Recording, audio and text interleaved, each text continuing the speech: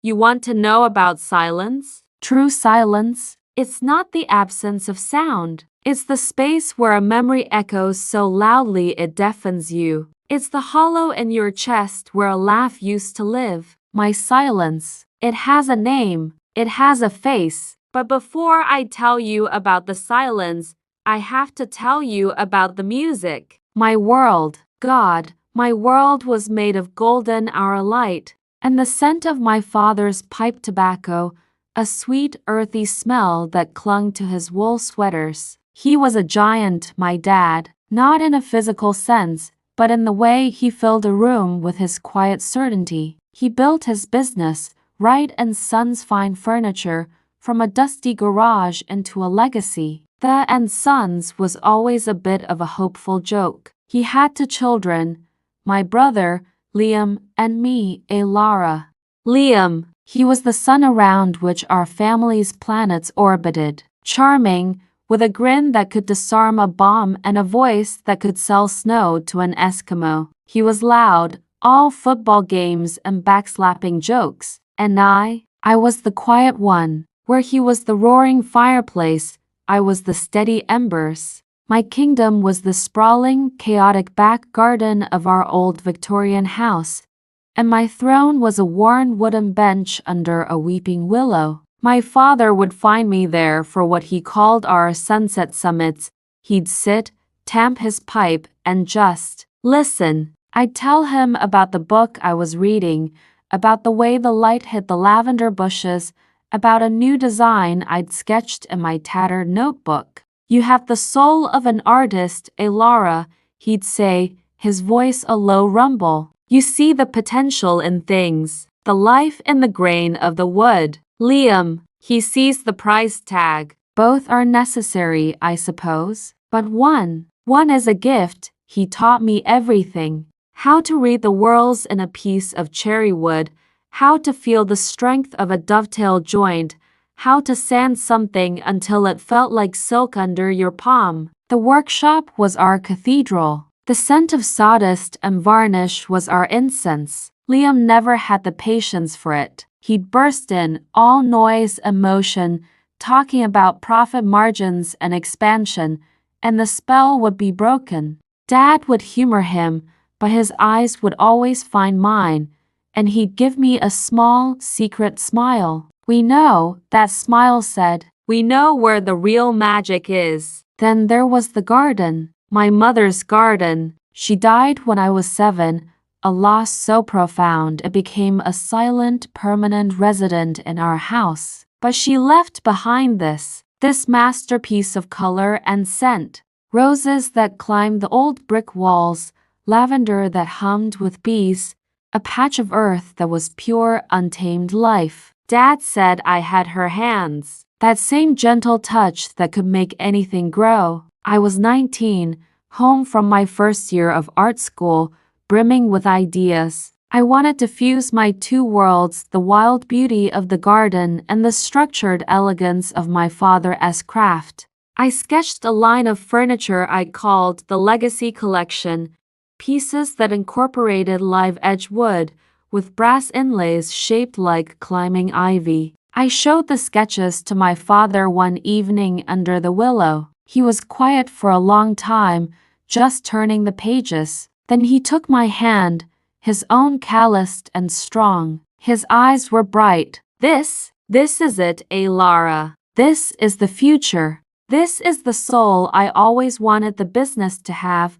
Liam, of course, scoffed. We were at dinner, the 3 of us. The air thick with the smell of roast chicken and a familiar tension. Live edge? Ivy? It's sentimental, Lara, he said, swirling his wine. It's not a solid business model. People want clean lines, mass-produced perfection, not twigs and poetry. It's not twigs, Liam. It's art, I shot back, my voice softer than I wanted it to be. It's a story. It's what Dad built this company on.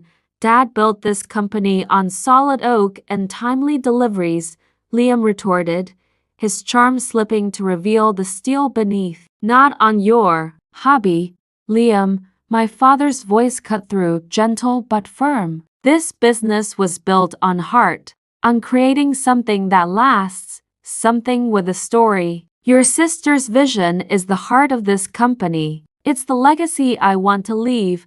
Liam fell silent, but the look he gave me across the table wasn't one of anger. It was colder. It was calculation. I didn't understand it then. I just saw my brother being stubborn. A few weeks later, my father sat me down in his study. The room was a portrait of him.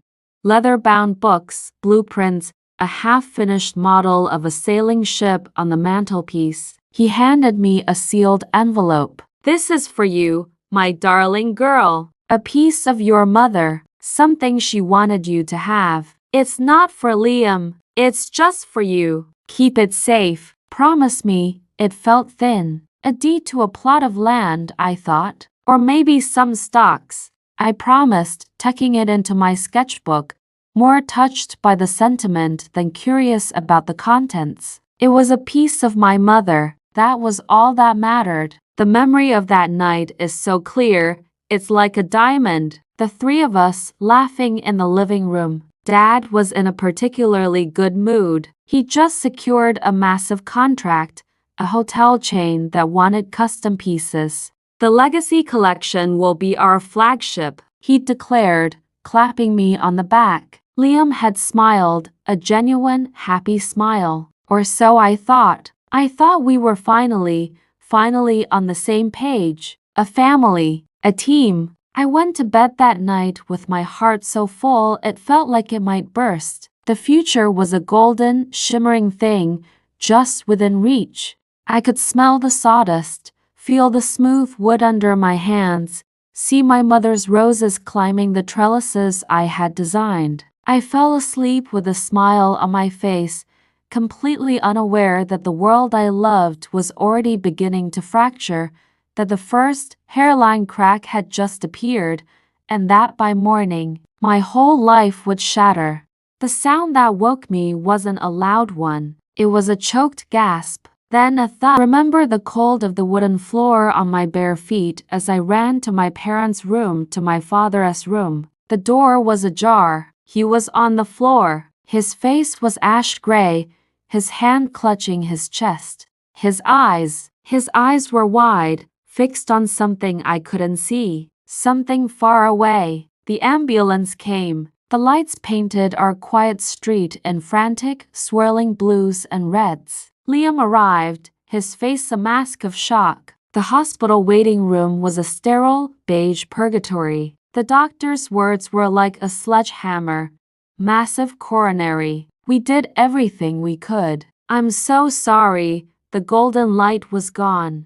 The world was now this flat, cold, colorless place. The scent of pipe tobacco would forever smell like loss. The funeral was a blur of black dresses and somber faces. I floated through it, a ghost in my own life. Liam handled everything. He was the strong one, the rock. He gave the eulogy, his voice breaking perfectly. He was the son, the heir, the logical one to take the helm. I was just the grieving daughter, lost in her sketches. A week after we buried him, we met with Mr. Aldridge, my father's lawyer, a man who smelled of old paper and peppermints and whose hands trembled slightly as he read the will. The will was straightforward. Liam, as the eldest and the one with the business head, was to inherit the company, Wright and Sons. He was named the executor of the estate. I was to receive a cash inheritance, to be held in trust until her 25th birthday, and the lawyer paused, adjusting his glasses. The family home and its surrounding land. Liam nodded, somber, responsible. "I'll take care of it all, Lara. Don't you worry." The Mr. Aldridge cleared his throat. "There is one more bequest, to Lara, from her mother, via her father's safekeeping." He slid a single, sealed envelope across the polished table. It was the one my father had given me. "It's the deed to the rose garden at the back of the property, the one your mother cultivated. It was left solely to you, Lara. in your mother's own will. A sentimental thing, but it's yours. I took the envelope, my fingers trembling. A piece of my mother, my sanctuary. Liam looked at it, and then at me. He gave a sad, gentle smile. Oh, Lara, that old garden? Well, I suppose it's something. At least you have that. His tone was like a pat on the head, condescending, but I was too numb to feel the sting. The sting came later. The first cut was subtle. I went to the workshop, needing to feel close to my father, to smell the sawdust. The foreman Joe, a man who taught me how to hold a chisel, looked at me with pity in his eyes. I'm sorry, Lara. Liam's orders. No family in the workshop anymore. Liability issues. Then, the legacy collection prototypes I'd been working on with Dad. They were gone, dismantled. Liam said they were not cost-effective. My sketches? Misplaced during the office reorganization. I felt the first flicker of something other than grief. It was confusion. Then, fear. The final brutal blow came a month later. Liam called a family meeting. He'd brought his new girlfriend, Chloe, a sharp, glossy woman who looked at our home like it was a project. Lara, Liam began, his voice all business. The company, it's in a precarious position. Dad's last contract fell through. There are debts I wasn't aware of. My heart plummeted. What? But he said. He was an artist, Lara, not a businessman. He was living in a dream world. Your world, he sighed, as if the weight of it was crushing him. I have to make some tough decisions. I'm selling the house. The land is the only asset liquid enough to save the business. The air left my lungs. Selling the house? My garden? It's a garden, Lara, he said, his patience thinning. A useless patch of weeds. It's not the business. It's not a legacy. It's just a hobby, useless. The word hung in the air, toxic and final. But Dad, he left it to me. Mom left it to me. My voice was a desperate plea. He slid a document toward me. It was the deed. Look, Lara. The house and the land are one parcel. It was never legally subdivided. That deed Dad gave you? It's a sentimental gesture. It's not legally binding. The garden belongs to the estate, to the business. To me, I stared at him, at my brother, the sun around which I had orbited, and I saw him for what he was, a stranger, a predator. He had known all along. The will, the trust fund that would keep me powerless until I was 25, the legal technicality he'd so carefully exploited. He had systematically taken everything my father had built, everything I loved, and he had left me with nothing but a useless piece of paper. I was evicted from my own home. I packed my life into 2 suitcases. The last thing I did was walk through my mother's garden. The roses were in full, defiant bloom, a riot of color against the gray of my despair. I knelt on the earth, the damp soil soaking through my jeans, and I cried. I cried for my father. I cried for my mother. I cried for the brother I thought I had. I cried until I was hollow. As I stood to leave, I saw Liam watching me from the back porch, a cell phone to his ear, already moving on. He didn't see me pick a single, perfect, blood-red rose. He didn't see me press his thorn deep into my palm, the physical pain a welcome distraction from the agony inside. I didn't scream. I didn't beg. I just turned and walked away, the thorn still embedded in my flesh, the blood a dark, promising stain on my skin. The world thought I had broken, and in a way, I had. But from the shattered pieces of that quiet, trusting girl, something new was being forged. Something hard, something patient. As I got into my beat-up car, with my 2 suitcases and a heart of stone, I made a promise to myself, to my father, to the roses. They had taken my voice. They had taken my home. They had taken my legacy. But I still had my silence, and if silence is all I have, I'll make it my weapon. 7 years. They say time heals all wounds. It doesn't. It just scabs them over. It turns the sharp, screaming pain into a dull, permanent ache. But that ache is a powerful fuel. I disappeared. To them, to Liam and his new, shiny life, I was probably a cautionary tale. The fragile sister who couldn't handle the real world. What I was doing was rebuilding myself, molecule by molecule, in a forge of my own making. I worked 3 jobs, waitress by day, bookstore clerk by night, and in the few precious hours between, I studied business law, finance, corporate strategy. I didn't just want to be an artist. I wanted to understand the machine my brother worshipped so he could never use it against me again. I used my useless cash inheritance, the one that finally came through on my 25th birthday,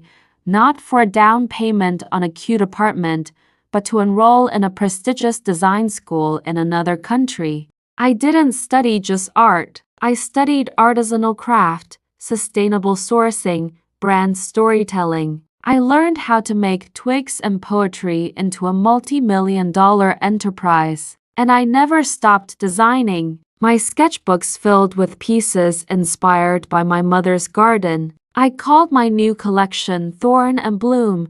It was stronger, more sophisticated than my teenage dreams. It was beauty with a spine. It was memory forged in steel and reclaimed wood.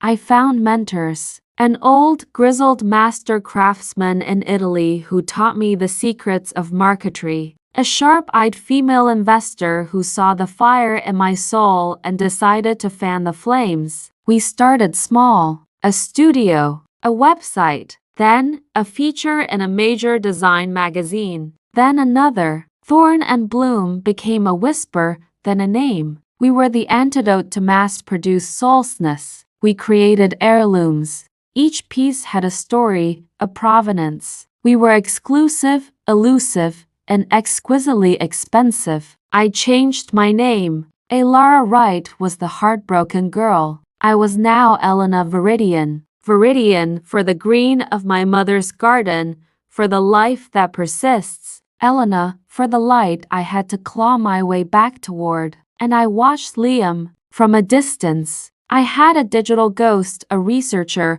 who kept me apprised. Wright & Sons was struggling. Liam had tried to scale, to compete with flat-pack furniture giants. He diluted the brand, cheapened the materials. He was all profit margin and no soul. The business was a hollow shell, surviving on my father's old reputation, which was rapidly fading. It was time. I returned to the city a different woman. My hair was shorter, my eyes older. I wore a calmness like armor. The first person I visited was Mr. Aldridge. He was older, more frail, but his eyes still held that same sharp intelligence. He didn't recognize me at first. When I told him who I was, he paled. Lara, my dear child, I heard you'd disappeared. I finished for him, my voice calm, a stark contrast to the tearful girl he'd last seen. I've been studying. I've come to claim what's mine. I laid it all out for him. My research, my proof. I wasn't there for a messy legal battle over the house. I had a different target. The legacy collection was my intellectual property, I said, my voice cool and even. My father was my business partner in its development. Liam knowingly destroyed the prototypes and suppressed my designs. That is theft. But more importantly, I slid a document toward him. It was a copy of my mother's will, the one he himself had referenced years ago. The garden, my mother left it to me, solely and explicitly. Liam knowingly misrepresented its status, claiming it was part of the main parcel to facilitate the sale of the property from which he personally profited while leaving me destitute. That is fraud. Mr. Aldridge's hands trembled as he read the documents. He told me you had agreed. That you understood it was for the good of the company. He lied, I said simply. There was no anger in my voice, just fact. And now, he's going to be held accountable, but not in the way you think. I don't want a public scandal. Not yet. My revenge wasn't about destruction. It was about exposure. It was about truth. The first to fall was Liam's right-hand man, a slick yes man named David who had helped Liam lose my sketches. An anonymous tip to a journalist about his creative accounting practices was all it took. He was gone within a week. Then, the hotel chain that had cancelled my father's original contract. They became Thorn and Bloom's biggest client. I personally presented the designs, a refined, breathtaking version of the original legacy concept. The CEO looked at me, impressed. It is like you've taken a beautiful old song and composed a symphony from it, Miss Viridian. I just smiled. It was always a symphony, sir. Someone just tried to silence the music. The news of this coup rippled through the local business community. People started to talk. They compared the struggling, generic output of Wright and Sons with the dazzling, soulful work of the mysterious new designer, Elena Viridian. Liam was feeling the pressure. His empire of lies was creaking. I could feel his confusion, his panic, from a distance. He was trying to put out fires he didn't understand.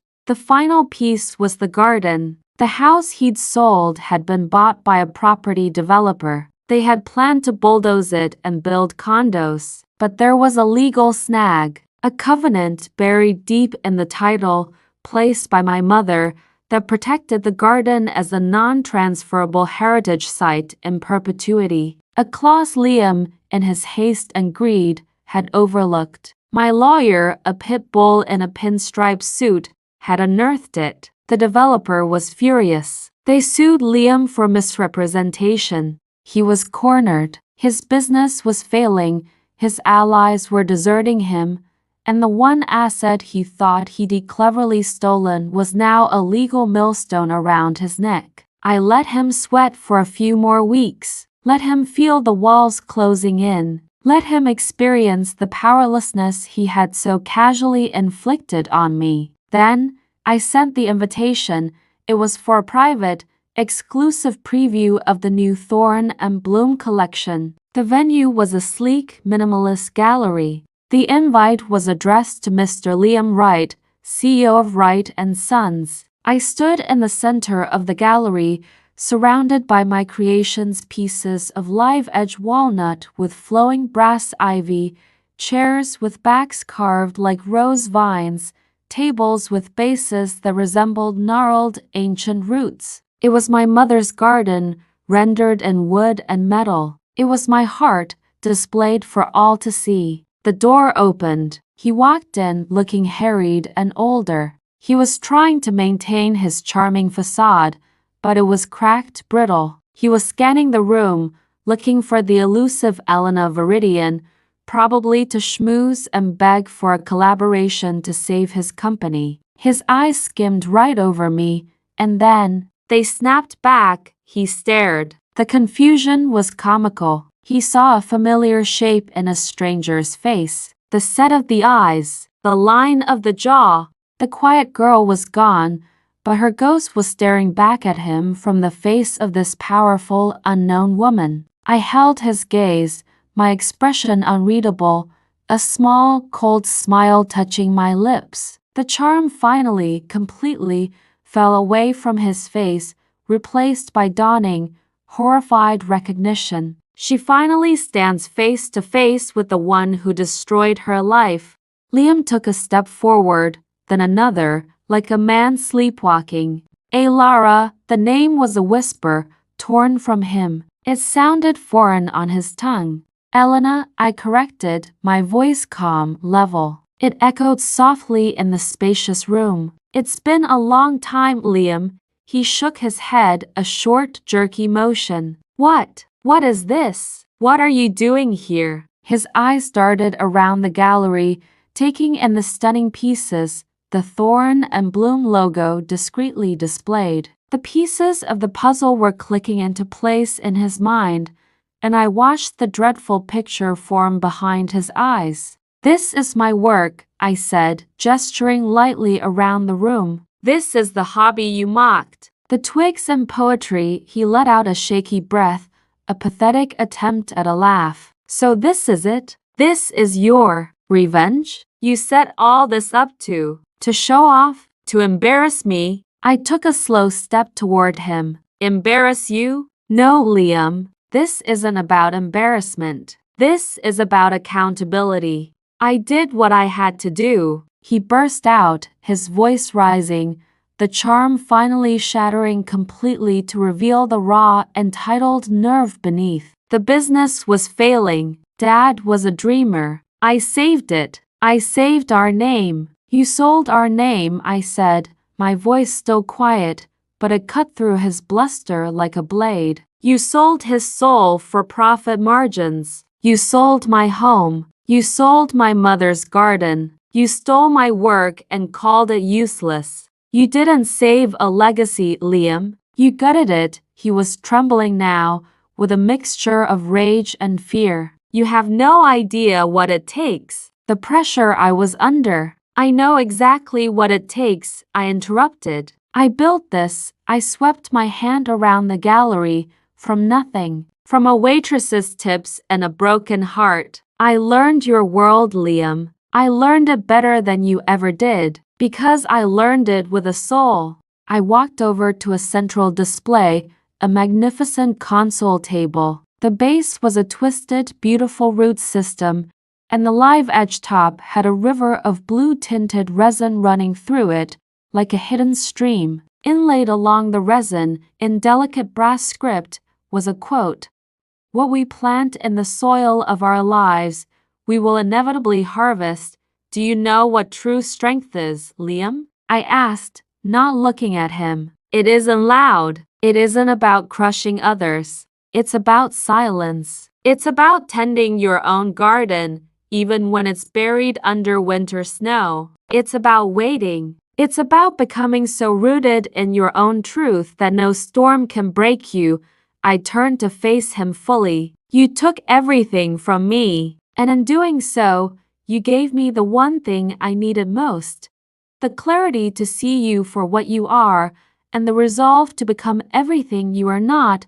I picked up a remote from a plinth. I pressed a button. A large screen on the far wall illuminated. "You're broke, Liam. Wright & Sons is days from bankruptcy. Your assets are frozen pending the lawsuit from the developers. Your reputation is in tatters."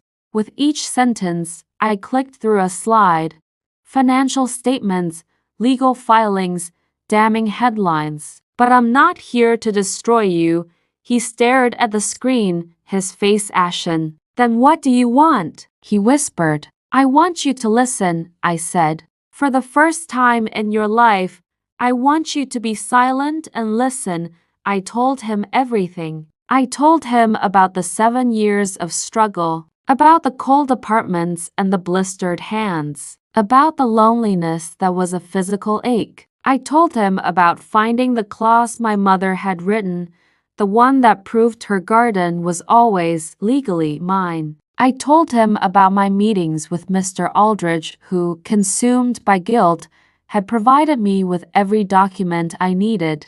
"Dad knew, Liam," I said, my voice softening for the first time. "He knew what you were. That's why he gave me that envelope. It was a test, for both of us. He was testing your character, and he was giving me a key. You failed." I learned how to use the key. I pressed the final button on the remote. A new document filled the screen. It was a proposal. "This is what I'm offering you," I said. "It's the only offer you will get." He read it, his eyes widening in disbelief. You want to buy Wright & Sons?" "I want to buy the name, the remaining assets, and the debts," I clarified. "The price is $1. And in return, I will drop all legal claims against you personally. The lawsuit from the developers. You'll be on your own for that, but you can walk away. You can start over." It wasn't a victory.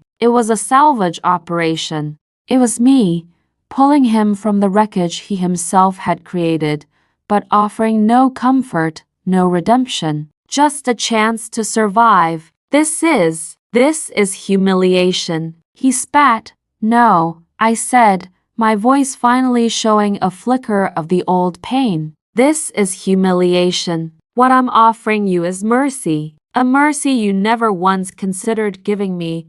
He looked from the screen to my face, to the beautiful, impossible creations around us. The full weight of it all crashed down on him. He hadn't just been outmaneuvered, he had been outclassed. His greed had been met with grace. His noise had been answered with a profound, devastating silence. His shoulders slumped, the fight drained out of him, and what was left was a small, defeated man. He looked at me, and for a single, fleeting moment, I saw the ghost of the brother I'd loved, the one who'd pushed me on the tire swing, the one who'd secretly saved his allowance to buy me a set of colored pencils. Lara, he began, his voice breaking. I shook my head slowly. Don't. There was nothing left to say. The truth was in the room, hanging in the air between us, more solid than any piece of furniture I had ever built. He turned and walked out of the gallery,